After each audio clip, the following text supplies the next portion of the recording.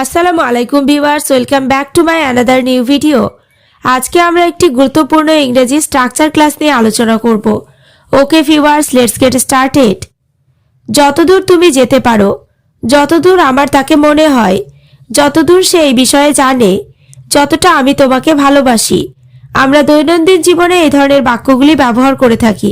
Structure ব্যবহার করে কিভাবে বাক্যগুলিকে বলবো সেটি দেখে নিই। স্ট্রাকচারটি হলো as far plus subject plus may plus V1 অথবা as far plus subject plus V1 plus object. যতটা অথবা যতদূর অর্থে স্ট্রাকচারটি ব্যবহার করব। এবার আমরা কয়েকটি এক্সাম্পল দেখে নেব। যতদূর তুমি যেতে পারো, as far you may go।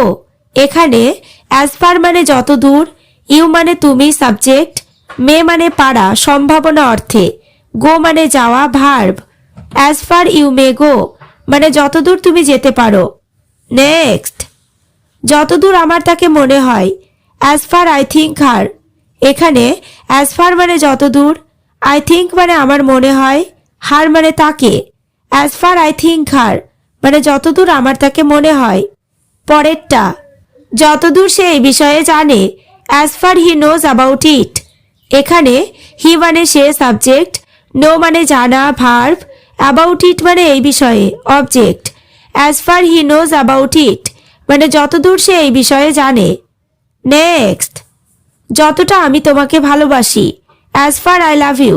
এখানে as far মানে যতটা, I মানে আমি, লাভ মানে ভালোবাসা, ইউ মানে তোমাকে। as far I love you মানে যতটা আমি তোমাকে ভালোবাসি। এবার তোমরা স্ট্রাকচার ক্লাসটি ভালোভাবে বুঝতে পেরেছো।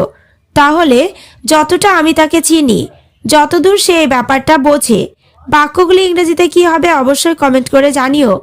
ওকে ভিউয়ার্স, আজ এই পর্যন্ত। চ্যানেলটিতে নতুন হলে চ্যানেলটি সাবস্ক্রাইব করো, লাইক শেয়ার কমেন্ট করতে ভুলো না।